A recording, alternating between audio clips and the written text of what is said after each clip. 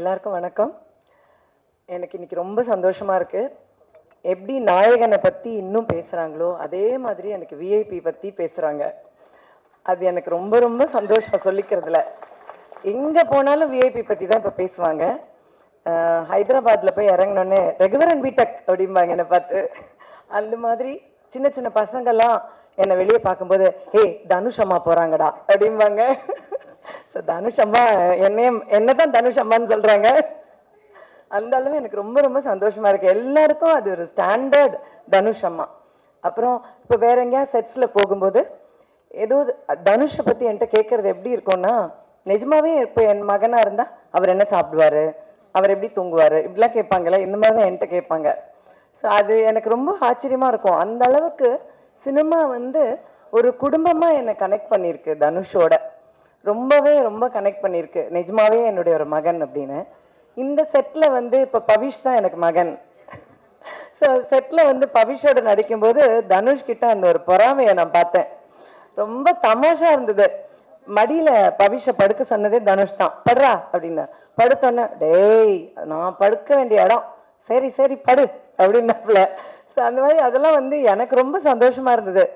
எல்லா மொமெண்ட்லேயும் அவருக்கு என் அம்மாவை நான் உனக்கு கொடுத்துருக்கேன், சரி போனால் போகிறது கொஞ்ச நாள் அந்த சந்தோஷத்தை நீ அனுபவிச்சுக்கோ, அந்த மாதிரியே இருந்தது. ஸோ எனக்கு இந்த படத்தில் நடிக்கும்போதும் எப்போவுமே தனுஷோட ஒர்க் பண்ணும்போதும் எனக்கு அந்த அம்மா ஃபீல் ரொம்பவே கொடுத்து என்னை அம்மாவாக கொண்டாடுற ஒரு ஆள் தான் தனுஷ். இதில் நான் ரொம்ப ஒர்க்கில் என்ன தோணும் அப்படின்னா, ஒரு நாள் கூட என்கிட்ட இப்படி தான் நடிக்கணும் அப்படி தான் நடிக்கணும் அப்படின்னு சொன்னதே கிடையாது. எல்லாம் டப்பிங் பண்ணும்போதும் சரி, நான் எப்படி பேசினாலும் ஓகே ஓகேன்னு சொல்லிகிட்டே இருப்பார். நான் சொல்லுவேன், நிஜமாக தான் சொல்கிறீங்களா இல்லை எனக்காக சொல்கிறீங்களான்னு கேட்பேன். இல்லை நிஜமாவே நல்லா இருக்கு அப்படிம்பாரு. ஸோ அதுவும் எனக்கு ரொம்ப பெருமையாக இருக்கும். இன்னொன்று எல்லாரும் அவரை பற்றி பேசும்போது மல்டி டாஸ்கிங் பண்ணுறதை பற்றி பேசுகிறாங்க இல்லையா. நான் நோட்டீஸ் பண்ணது என்னென்னா, அவர்கிட்ட ஒரு பெரிய டிசிப்ளின் இருக்குது. அதாவது இந்த காலத்தில் அது எத்தனை பேருக்கு இருக்குது அப்படின்னு எனக்கு தெரியல. பயங்கர டிசிப்ளின் இருக்குது. இத்தனை மணினா அத்தனை மணி தான், அந்த மணிக்கு கரெக்டாக வரணும், இத்தனை மணிக்குள்ளே இதை முடிக்கணும்னா அத்தனை மணிக்குள்ளே முடிக்கணும், ஒரு ஆர்டிஸ்ட் இத்தனை மணிக்கு அனுப்பணும்னா அத்தனை மணிக்கு அனுப்பணும். இதெல்லாம் எல்லாரும் நினைக்கிறது இல்லை.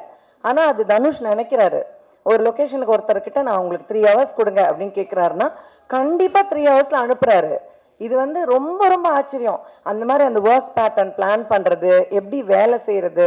ஒரு டப்பிங்க்கெல்லாம் தனுஷ் வரணும்னு அவசியமே இல்லை. ஆக்சுவலி நிறைய டைரக்டர்ஸ் வர்றதே இல்லை டப்பிங்க்கு. ஆனால் இது வரைக்கும் அந்த டப்பிங்க்கு கூட வருவார்.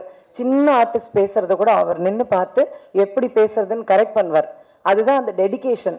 ஸோ அந்த மாதிரி ரொம்ப டெடிக்கேட்டடாக ரொம்ப ஹார்ட் ஒர்க் பண்ணுறதுனால தான் ஜெயிக்கிறாரே தவிர, நிறைய பேருக்கு அவர் ஜெயிக்கிறத நினைக்கும் போது அவருக்கு என்னன்ற என்கிட்டே கேட்டிருக்காங்க, அவருக்கு என்ன மேம், ஆனால் அவருக்கு ரொம்ப கஷ்டப்படுறார். அதுதான் உண்மை.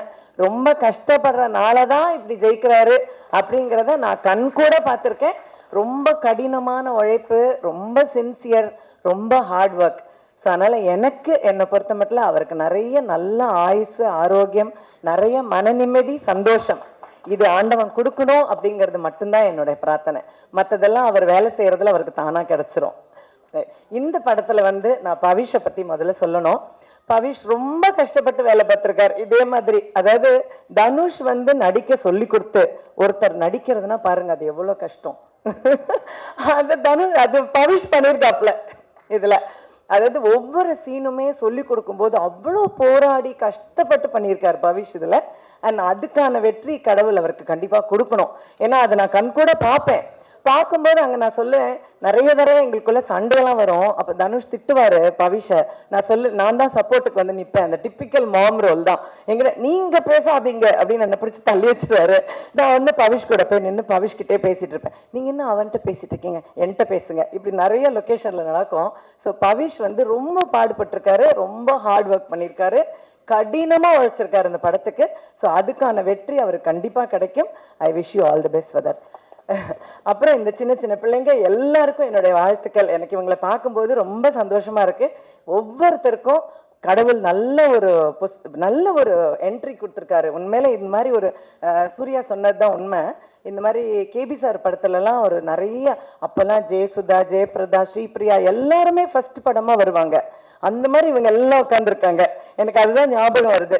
ஸோ அந்த மாதிரி இவங்க எல்லாரும் பெரிய ஸ்டார்ஸாக வரணும்னு நான் ஆண்டவனை வேண்டிக்கிறேன். கண்டிப்பாக உங்களுக்கு பெரிய வெற்றி கிடைக்கும். என்னுடைய வாழ்த்துக்கள். அது இல்லாமல் இந்த டீம் ஸ்ரேயாஸும் சொல்லணும், இந்த டீமும் சொல்லணும், எல்லாரும் ரொம்ப ஹார்ட் ஒர்க் பண்ணியிருக்காங்க. அதாவது நல்ல வேலை வாங்குற ஒருத்தர்கிட்ட இருக்காங்க எல்லாரும். அதனால் தனுஷ்கிட்ட வேலை செஞ்சால் கண்டிப்பாக வேலை செஞ்சு தான் ஆகணும். ஸோ இந்த டீமும் கடுமையாக உழைச்சிருக்காங்க. ஸோ இந்த டீமுக்கும் என்னுடைய வாழ்த்துக்கள். ஸோ மியூசிக், இந்த குரூப்பு எல்லாருக்கும் என்னுடைய வாழ்த்துக்கள், என்னுடைய blessings. And I really wish that this becomes a great hit. So my great wishes to all of you. Thank you so much.